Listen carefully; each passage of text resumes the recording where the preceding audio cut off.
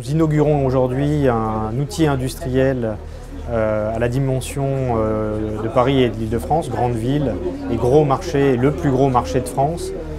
Donc un très bel outil, de belles dimensions.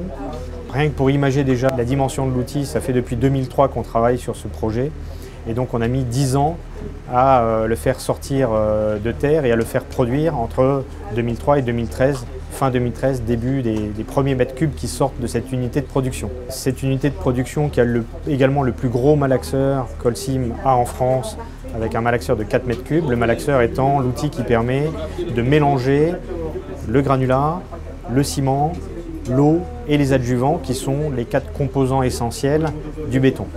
C'est une centrale qui peut faire 120 mètres cubes à l'heure, ce qui fait largement 1000 mètres cubes à la journée.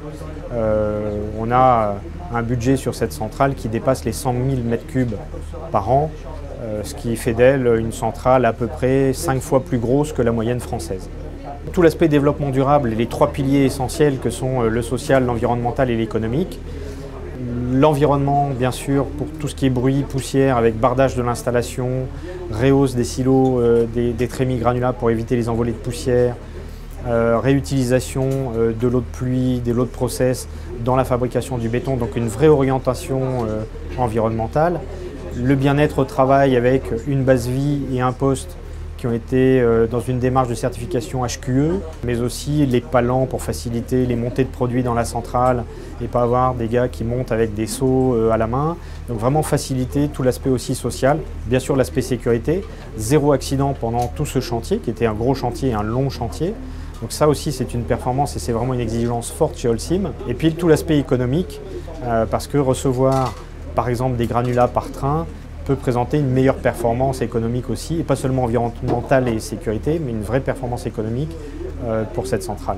Quand on a une centrale un peu plus grosse, on a aussi quelques économies d'échelle possibles. Donc on a vraiment travaillé sur l'économique, le social et l'environnemental, donc on peut dire un vrai fil rouge de développement durable.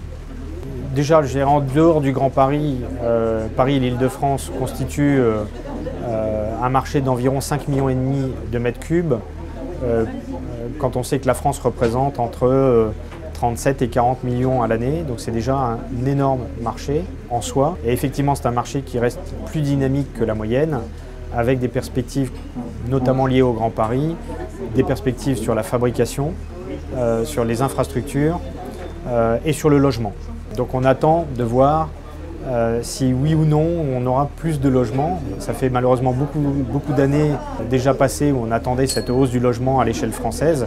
On l'attend aussi à l'échelle Île-de-France. Pour vous donner un ordre d'idée, aujourd'hui on a à peu près 40 à 45 000 logements qui se font par an. Le Grand Paris en projette 70 000.